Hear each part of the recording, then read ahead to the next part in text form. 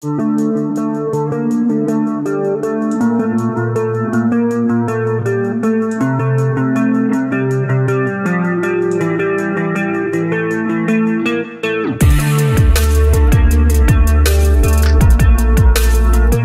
préfecture représente l'État dans le département et elle joue un rôle important en matière de sécurité routière. Pour en savoir plus, nous recevons Alexandre Dutheil, chef du service circulation et sécurité routière au sein de la direction départementale des territoires de la Saône-et-Loire. Bonjour Monsieur Dutheil. Bonjour.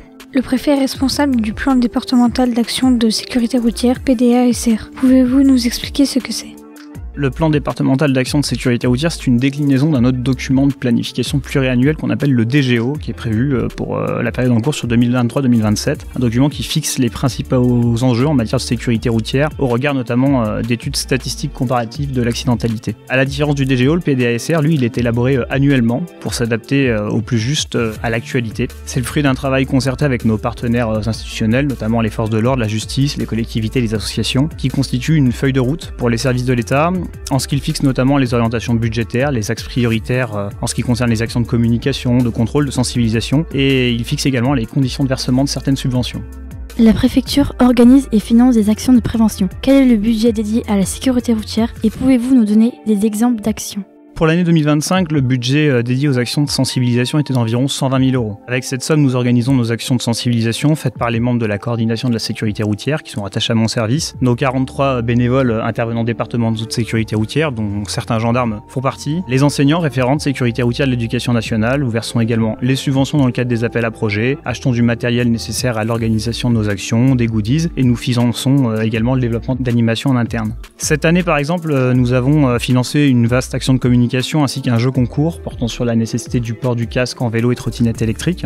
Action vue par 89 000 personnes. Nous avons également réalisé 150 actions de sensibilisation à la sécurité routière, développé un nouveau jeu destiné au monde de l'entreprise et financé 9 appels à projets, notamment pour la Confédération des petites et moyennes entreprises, la ville de Mâcon ou pour la réalisation de cette émission de radio.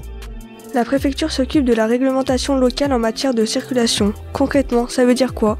Le préfet, il a la charge de l'ordre public et de la protection des populations et il dispose à ce titre de pouvoirs qui lui permettent d'édicter des mesures à caractère réglementaire intéressant la circulation routière. Le plus souvent, il en fait usage pour la gestion des routes appartenant à l'État, pour organiser la circulation de certaines catégories de véhicules, pour la gestion d'événements de grande ampleur comme les manifestations sportives ou culturelles et dans le cadre de grands accidents. Mais dans la réalité, la majorité des réglementations résultent de décisions locales qui sont prises soit par les collectivités territoriales, donc c'est-à-dire les mairies, et le département. Le préfet, en revanche, il est investi d'autres pouvoirs qui sont destinés, eux, à assurer pleinement la sécurité routière, en particulier ceux qui lui permettent de retenir, de suspendre le permis de conduire des auteurs d'infractions graves ou de personnes impliquées dans des accidents graves, et aussi de prescrire la mise en fourrière des véhicules qui ont servi à commettre certaines catégories d'infractions.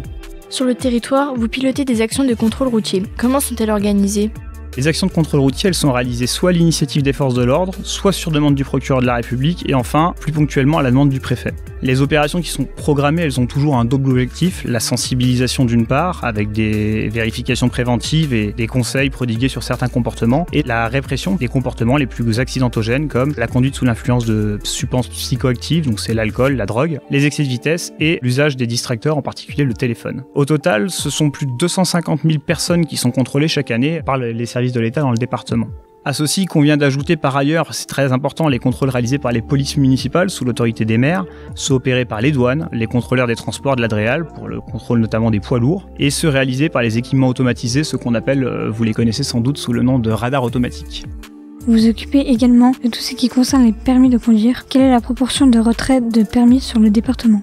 Le préfet s'occupe effectivement de tout ce qui a trait au permis de conduire et à l'organisation des examens, au contrôle des auto-écoles en passant par le suivi médical. Le retrait d'un permis, en réalité, il peut survenir en plusieurs situations. Il peut être décidé par un juge, résulter d'un solde de points nuls, c'est ce qu'on appelle l'invalidation, ou être décidé par le préfet, c'est le cas qui nous intéresse. Le retrait de permis à l'initiative du préfet prend essentiellement la forme d'une suspension immédiate qui est prononcée suite à la commission d'une infraction grave ou d'un accident. En 2024, il y a eu 2000 suspensions de permis de conduire, majoritairement fondées sur des conduites sous l'emprise de l'alcool, de stupéfiants et de grands excès de vitesse. Et donc pour répondre très concrètement à la question sur la proportion du retrait de permis, cela signifie qu'un tiers des automobilistes verbalisés pour une de ces infractions est instantanément privé de son droit de conduire. La préfecture est chargée de réaliser le bilan annuel départemental de l'accidentalité routière. Quels sont les chiffres marquants en Saône-et-Loire ?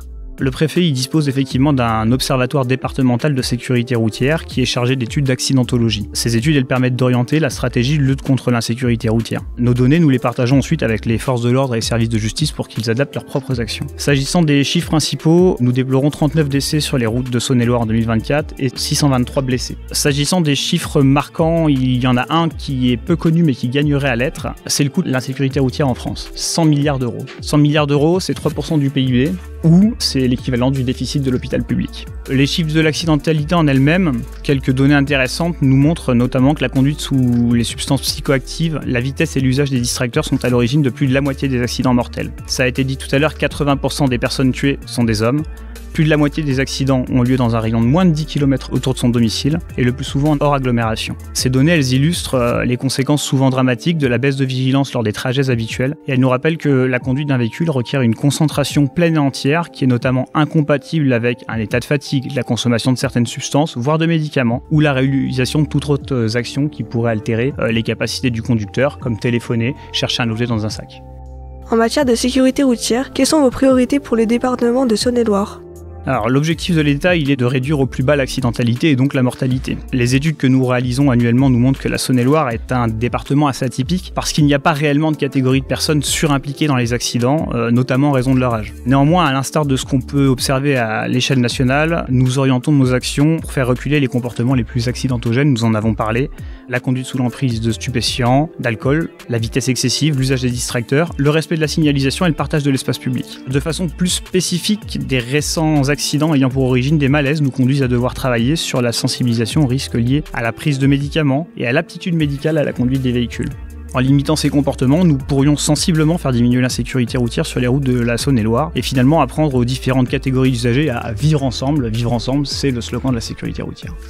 Merci beaucoup à Alexandre Dutheil, chef du service circulation et sécurité routière au sein de la direction départementale des territoires de la Saône-et-Loire, d'être venu répondre à nos questions. Cette émission a été réalisée par les élèves du collège Croix-Menée situé au Creusot, en atelier scolaire avec Radio Aléo, dans le cadre d'un partenariat avec la préfecture de Saône-et-Loire. Vous pouvez retrouver toutes les émissions sur le site radioaléo.fr.